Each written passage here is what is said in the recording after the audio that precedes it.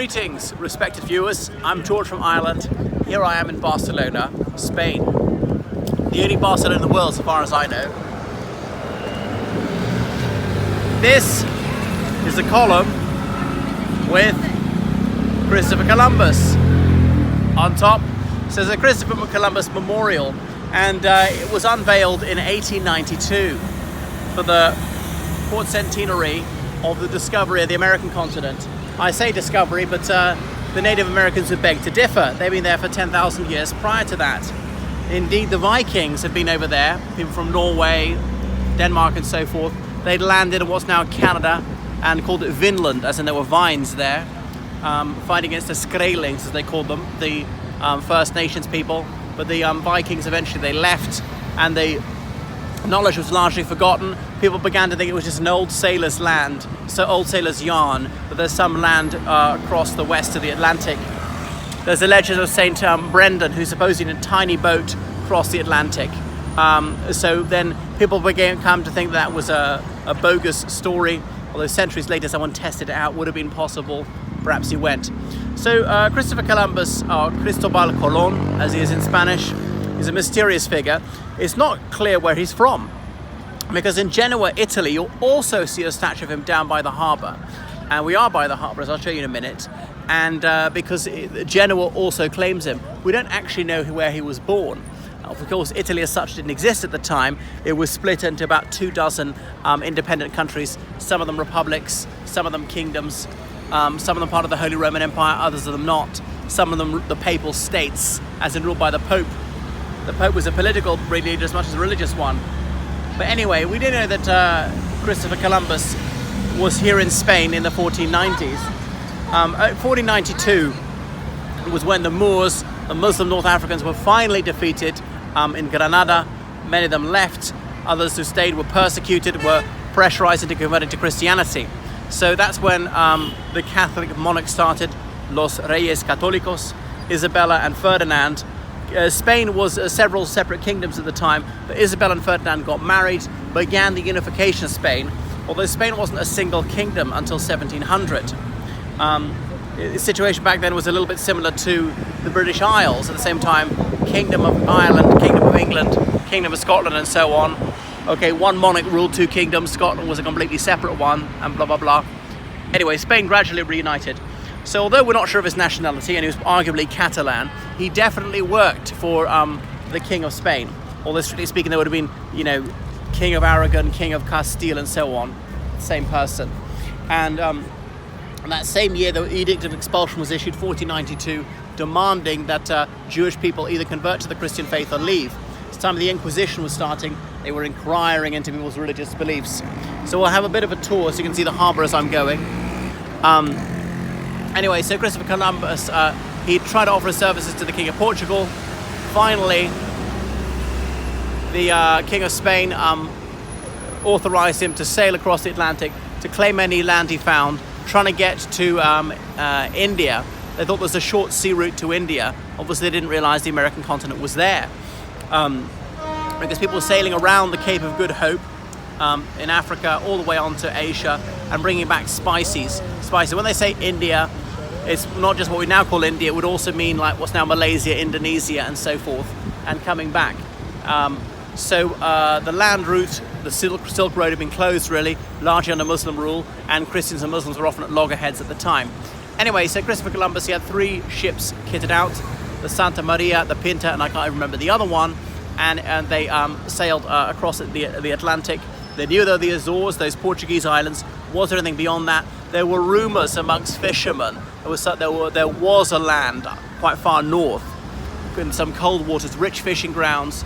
These fishermen tried to keep that quiet. They didn't want others knowing about it. But anyway, so some people thought that the world was a cube. If you sail too far, you sail off the edge of the world. Actually, educated people had long realized that the world was spherical. There's this canard that Christopher Columbus sailed to prove that the world was round. And that is an early 19th century biography of him that appeared. And this mistake was then repeated in numerous biographies subsequently.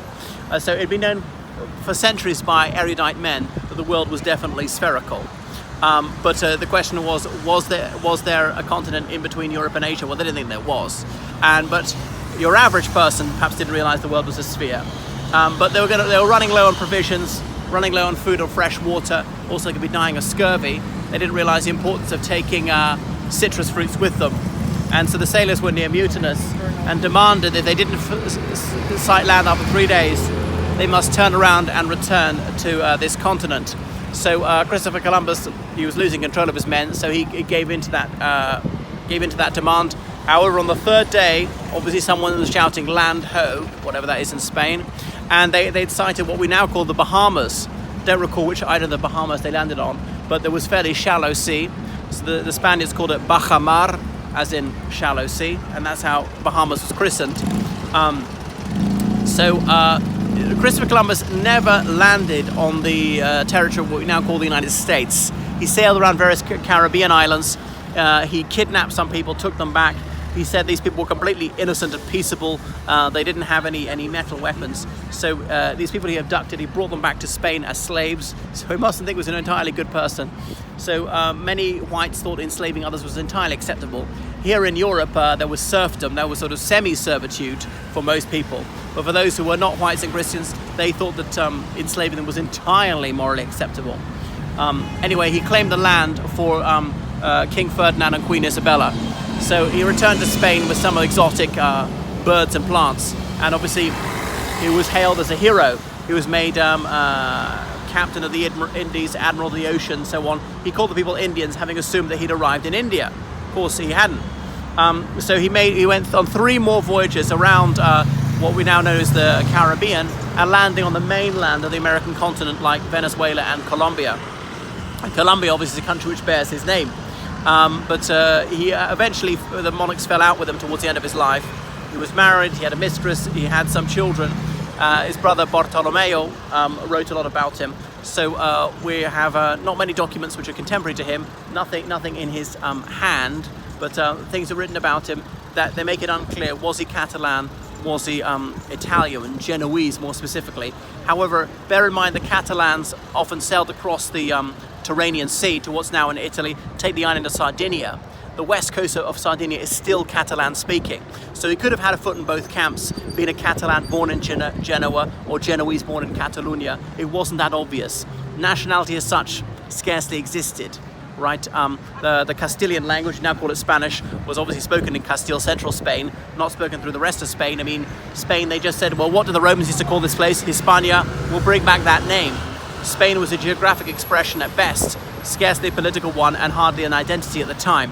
But anyway, then Amerigo Vespucci, an Italian explorer, he walked across the Isthmus of Panama and saw an ocean beyond, the Pacific, and he realized there is another ocean to the west of this. So actually, we have not got to India. We've not got anywhere in the Asian continent. This isn't Asia at all. It's a different continent. They called it the New World initially. But then the New World, after some years, people said, we'll call it America in honor of Amerigo Vespucci. I know his name is spelled Amerigo, Amerigo. So that's that. So Christopher Columbus, he died not particularly wealthy, and his fame was already beginning to fade. So there's Columbus Day, 12th of October, the day that he made landfall in the Antilles. Some people celebrating as El Día de la Raza, the day of the race, in various Latin American countries. Some Native Americans or indigenous people from other parts of the continent, Mesoamericans and so forth, see it as having been a catastrophe for them because millions of them died from things as simple as the common cold. They had no exposure to this, died from alcoholism. They were particularly susceptible to that, had never encountered alcohol and so forth. And say, well, we were invaded, we were subjugated, our land was seized, and all the rest of us were often enslaved, and we are subjected to genocide and so forth. So it was cataclysmic for us.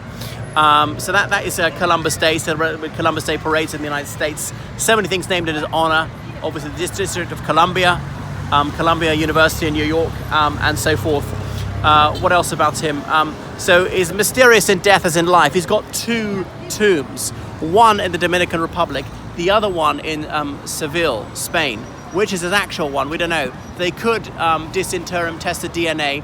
His brother Bartolomeo, we definitely know where he's buried. He's only got one grave, so they could compare the mitochondrial DNA to determine which one is his actual corpse.